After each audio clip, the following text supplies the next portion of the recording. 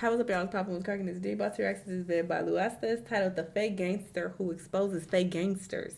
What? This is that white man.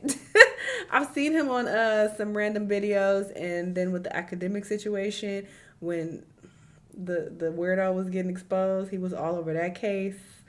And there's a few other cases he's been involved in.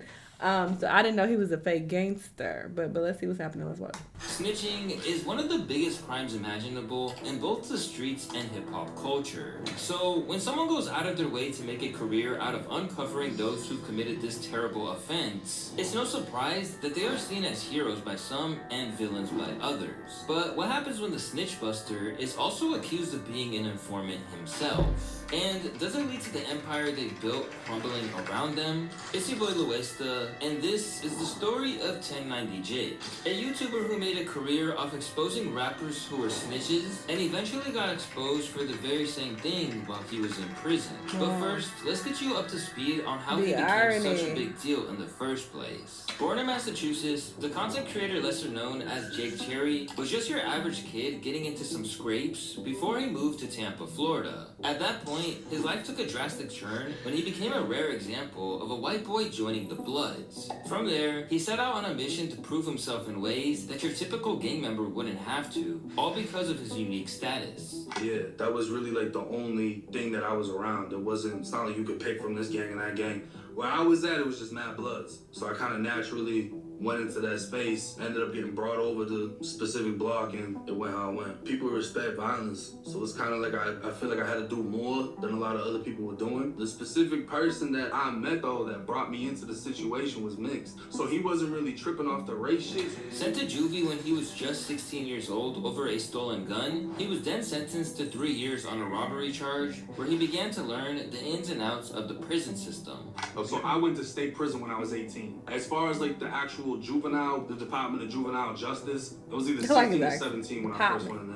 They were trying to link me to an armed burglary, so I got hit with the possession of a stolen firearm, armed burglary, and I ended up beating the case because my co-defendant more or less took the rap in the case. According to him, this led to a whole host of fights behind bars, and even a hit being placed on his head by the Gangster disciples that led to Jake's face being slashed. But if you ask some people, Jake's time in prison went a little differently to the way he tells it. However, we'll get to that later in the video. Once he got out, Jake received 2 years of probation and moved back to Massachusetts. Free from gang life, he began to use his in-depth knowledge of the prison system and started making content on his own channel known as End of Sentence. Back then, he was just spreading awareness of his own experiences and raising awareness of what he had experienced inside.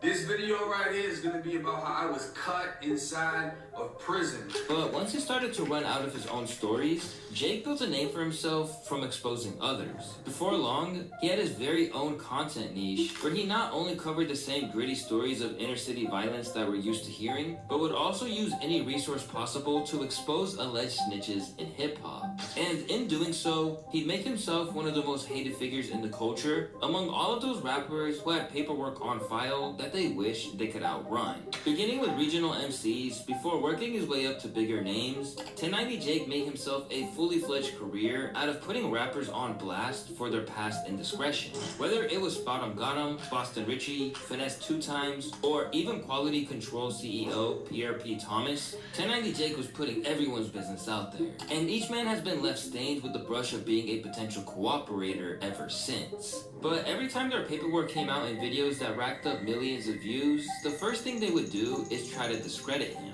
Just look at how Boston Richie was scrambling to cover up the interrogation video that 1090 Jake had posted. One of the hottest young rappers in the streets right now who ran it up off of public housing. Got one of the hottest songs with Future right now. Also, his work with Lil Durk is now forced to stop his momentum to address snitching allegations. A man by the name of 1090 Jake recently released a video that shows Boston Richie in an interrogation room years back for nearly an hour. Richie is now explaining what happened. Apparently, this all centered around the death of his cousin. He said he was giving the police the runaround. He said it was a goose chase. Everybody know about it. I ain't give a fuck about that shit, cause like my whole city know what's going on. My whole city already know like who I'm as a person. Richie wants to know why fans would trust a guy like 1090 Jake anyway. a guy that ain't from the streets, but speaking on everybody's case when it comes to the streets. Man, I know what happened. We was there when this shit went down. I don't care about the internet got to say what another nigga from out of a whole nother city got to say, man. This some shit that I don't talk about them from niggas out my city probably one time. And the nigga on some shit like, man, we not talking about that shit like, we niggas, you ain't got to convince that you silent. This wasn't even the only interview that Boston Richie would go on where he discussed the situation at length, which showed just how much it really affected him and his brand. To this day, it's still the main thing that hangs over his head in terms of controversy. From up-and-coming rappers to literal CEOs, no one was safe from 1090 Jake's brand and investigative journalism. Even when those accused branded him as a clout chaser, or in the case of 03 Greedo, who Jake accused from dealing with the feds, literally banished him from an entire city. Me and him never spoke. He didn't say nothing disrespectful in the interview. He said it was fake. He said he never gave an interview with the DEA. Mind you, all the paperwork I went over in the video came from them. So then I made the request myself to the county, and I got the full affidavit. And I got banned from LA by the greats right after that video. So I flew out right after and did an interview on No Jumper, and I brought the affidavit, the copy of it that I got from the county, and everything matched up. He's saying he's gonna get the video. I requested the video. They said it doesn't exist anymore. I don't know if he's ever gonna get that, but I don't know. But he's basically denying it. Yeah, he's denying it, and he's got a lot of people that are backing him on it. Like, oh, that doesn't count. Why does it not count? I don't know. They be making exceptions for people. What I heard was because it's not court paperwork, it's sheriff department paperwork, it doesn't count. But what doesn't make any fucking sense about that is every single one of those documents would be in the court case. It would just be photocopied and stamped with a court number. So whether you request it from the courts or the county, it's gonna be the same fucking thing. Suddenly racking up foes in hip-hop while making a bag all at the same time, Jake was well aware of the potential dangers that came with exposing those with a lot to lose. When you make this type of content and you're involved in hip-hop in itself, it becomes dangerous and you make more enemies I was than you thinking know that too. You don't know because when he brought up that he was banned from coming back out here, I'm like, yikes. Because if they catch you out here, you're done. Story you, like, you talked about before, and they're just like, you know what, I'm so mad, but I'm not going to go after none of them that did it. I'm going to go after this kid that just talked about it. But that wasn't the only hurdle he faced, as given the fact that he was a white guy from Massachusetts discussing predominantly black artists, there were some who felt uncomfortable with him being the one who decided what rappers should suddenly be outcasts in the culture. And over time, people like Charleston White made this well known. How he getting them? How is he getting interrogation tape from the police department? How is he getting this? The media can't get this. The new Channel 8 channel. How is he getting this? And why is it they just giving it to a white man only to come destroy black people? This white man got the power to destroy black people, and we eating out the palm of his hands because he can come expose our snitches. He ain't exposing no white folks. And they ain't giving him no white interrogation tape, or the bikers, or the skinhead. Who's doing I mean, that's a fact. Who? The Why is bikers it a and white skinhead. face that sits over the tape that decides who we see and we bite on it? Who is this white boy? And why is he so into black snitches? Why? Black snitch. Why does it matter to this cracker? I hate him and I don't even know him. I didn't know he was a cracker white boy. And I hate them kind of white folks. I don't care how credible his information is. We don't want to hear it from no white boy to come destroy our time. He destroy a number of black people with this credible information that he obviously is getting from the police. With comments like real talk, no lies told, and Charleston just destroyed Jake's career, you would think that he was done after someone like Charleston White, a well-respected figure in the hip-hop space, discredited his whole brand. But in Jake's opinion, this was just a natural response to the fact that he was the one who managed to turn this kind of content into a viable business. As far as who gets the profit, it's the motherfucker that figures it out. We could all stop right now. That doesn't mean you're gonna take off. You might not even be good at this shit. They might not even like you. They watch you because they like you. They watch me because they like me. It is what the fuck it is. Because people will say me and you are only succeeding at this shit because we're white and there's some big fucking conspiracy and they're getting blackballed. It never ends. Yeah, definitely. Besides, it's not like everyone was against him. In fact, some people actively supported what he did, and his reputation for outing informants led to him being shouted out by Lil Durk on the track Eyes Red.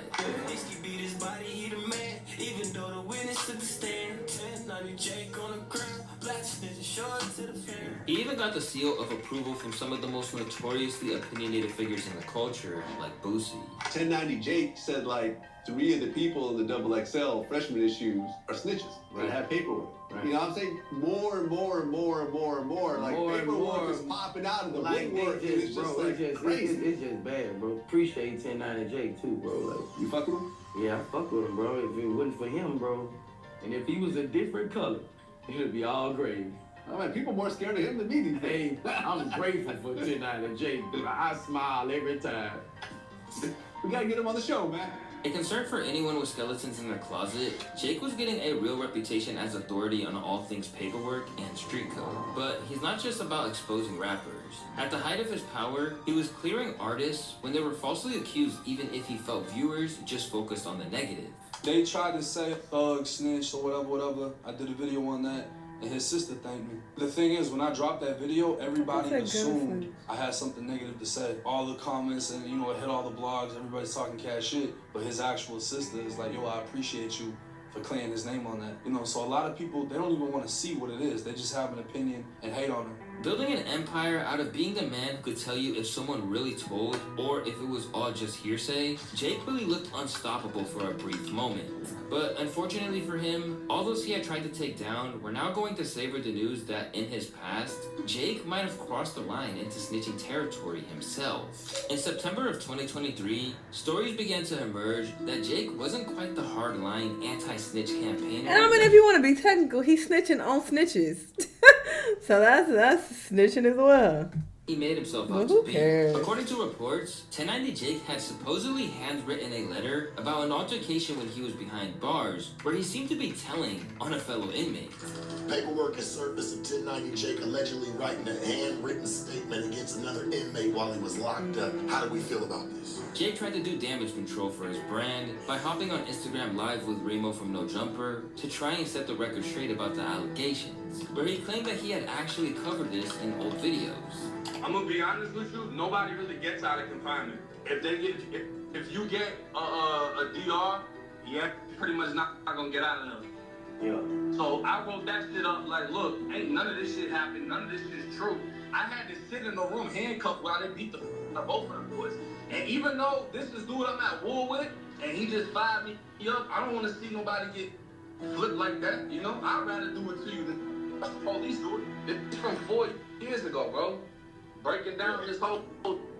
The comments to the video showed that people were not buying it. Nah, we don't want to hear it. Just like you be doing our people. A rap I'm is confused a rap, what he's white saying. or black. Cat. No explaining yourself. Bottom line, you a snitch, goofball. But one thing about making a lot of enemies is that when your own downfall is taking place, they'll pile on. So, where Jake had previously grilled someone like Wack 100 over the fact that he had been in the vicinity of a few snitches before, like Tekashi and Skinny from the 9, it meant that the minute that he was the one under the microscope, they were ready to go and try to wreck his whole reputation. Running this snitch paperwork, right? Right. So I'm like, cool, we're gonna run that. But let's talk about your snitch paperwork. Could we go over yours, the one you were telling? So what do you think he told them? Are you talking about the broken window thing that he told the cops that it was somebody else? He gave statements. You know, I got a little research team over there on Clubhouse. They put it all together. I think if he told, he should just say, listen, I'm king rat, and one rat knows a rat. And people will respect that. He like, I'm exposing rats. So then he takes away the attack. Who do you think he told them? What you mean, the gentleman in the paperwork? Suddenly, videos titled things like, "This new leaked paperwork could be the end of 1090 Jake's career," were being published, and the tables were firmly turned on Jake. This presented a real problem, as now, it meant that Jake wasn't seen as a vital voice, but just another internet personality with a shady past. And now he's had to defend himself about it in every interview, since alongside posting a 40-minute video where he went over every allegation in an attempt to dead them once and for all. You were actually accused. Yeah. Of snitch. Again, they're not giving up. So paperwork surfaced of 1090 Jake allegedly snitching on an inmate while he was in jail. Accusers claimed he spoke on another inmate fighting in a handwritten statement. The end of the statement also said, "Please help me," addressed to the warden as he expressed that he was threatened, blackmailed, and assaulted and needed help. Yo. So you're familiar with the situation? Yeah, I'm dead. I was mad soft in prison. Yeah, so everybody said I wrote a statement. What I wrote was a grievance, right? Okay. So anybody that's familiar with being incarcerated, a grievance is basically like a complaint. So I filed a grievance. Now I wrote in the grievance, these CEOs are trying to fuck with me, they trying to do this, they trying to do that, set me up, beat me, whatever. I'm trying to get the out of here. The CEOs are lying on me. My grievance had really nothing to do with the situation other than they lied in the situation. Nothing I wrote in the grievance could be used against another inmate because I named them and they know what happened. We already got found guilty for this. So nothing I said could be used against him. But they try to put it out there like I wrote a statement against him. That's what got him sent to confinement, this, that, and the third. So the internet went crazy. Besides the fact that the story devalued his content, another issue was that everyone aside from his own fans just weren't accepting his attempts to bail himself out of the hole that he found himself in. Crazy how it's double standards when it's you involved. Moving the goalposts when it's you. Dude is a rat. Left without the untouchable reputation he once had, his critics were now looking at his whole operation sideways. Well, he snitched. That's how you know how to expose. He snitched in jail, wrote a grievance on him. He talked about that. He said he didn't snitch. But they got paperwork saying he did. If you write any information, that's telling. Didn't he give information on the CO? Telling is telling, whether you tell on the CO or not. If you tell on the CO, you'll tell on the crook, because you got a nature of telling. Telling is telling. You don't tell on nobody if you don't tell. A CO, a cop. The crooks don't go file complaints on cops. They take the mistreatment and wrongdoing. I'm a crook. Okay. Crooks don't get treated fairly. Crooks don't get rewards. Crooks don't get benefits, hard times, consequences, and repercussions.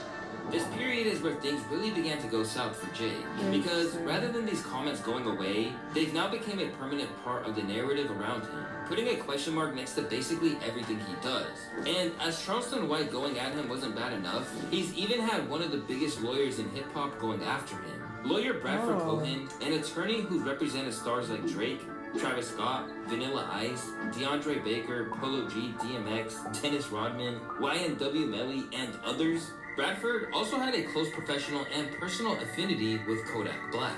During his time exposing prison business, Jake called out Yak for not only collaborating with 6ix9ine, but also for allegedly being placed in protective custody while he was in prison.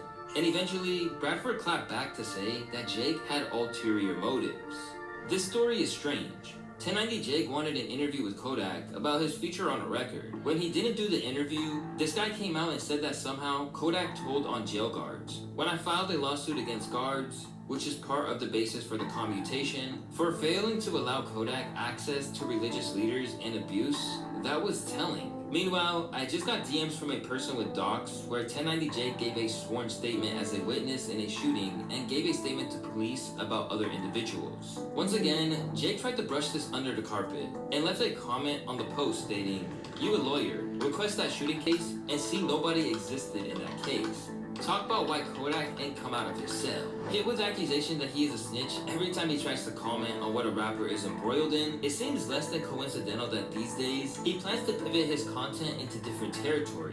Well, like I said in the beginning, snitching is pretty much over with. Early on in my YouTube career, and I mean like before 50,000 subscribers, I did interviews, and I feel like I want to tap back into that realm. You know what I mean? I feel like I followed in the footsteps of, I say, academics, finding a way of becoming hated through YouTube. And now that I've done that, I'd like to follow in the footsteps of others, even yourself, and establish myself in a different way within hip hop and just bring some new things to the table, shed light on some things that I feel I can bring forth, like the Florida culture, the prison culture, bringing on a lot of people whose stories haven't been heard. And I think that's the direction that I want to take on my channel. I want to get away from the snitching. Looking to become a more conventional content creator, some of his fans wonder if he's burned too many bridges to be sitting there doing interviews with elite level rappers. I mean, yeah. What Jake had going for him is that people love to see other people's lives in worse shambles than their own. He's made enemies. To make matters worse, it was his tendency to find dirt on artists that was recently referenced in one of the biggest rap beefs of our time. On Drake's failed attempt to save face in his feud against Kendrick with the Heart Part 6, Drizzy referenced Jake as a way to clear himself of any wrongdoing by saying that if there were dark secrets lurking, he would have found them. Where's the paperwork of the cabinet is filed in? 1090 Jake with a moment, 1090 Jake as learning the dangers of being synonymous was one thing. Back when he had no allegations of snitching against his name, this wasn't so much of a problem. But now that he's got the same stain on him that he's administered to so many rappers, it means that his content can't possibly hit the same for most viewers. Even when he hit 1 million subscribers, it was still the first thing a lot of social media said to diminish his accomplishment. And now that he's trying to move away from it, he really just has to hope that fans will still rock with him in the same way they did when he had his unique selling point as the man who could ruin your favorite artist's reputation at a moment's notice. And not to say it's really done too much damage to his channel, as he's still consistently posting videos to this very day, and his views are still pretty solid, doing around 3 million views a month at the time of this recording. And recently, bro even snitched on someone who was close to him. So, in a lot of ways, he is now facing the repercussions of a culture he contributed to. And in that sense, he really can't complain about the reputational issues he's facing now. Very interesting. But yes, very, very hypocritical when you have snitched in the past. And he's trying to explain it away. But the reality is you've snitched and other allegations have come about. The lawyer said that you snitched about a shooting. So these are like separate incidents where you snitched on people. And then he just said you snitched on somebody close to you. So it's not stopping. Not only have you snitched, you've snitched multiple times. But you're trying to call out other people for snitching. That don't really make a lot of sense. So I'm very confused, but sure. I guess we'll see what ends up happening with him and if he'll keep doing this. Y'all let me know what y'all think. Let me know what other videos you want to watch. And I'll see you on the next one. Bye.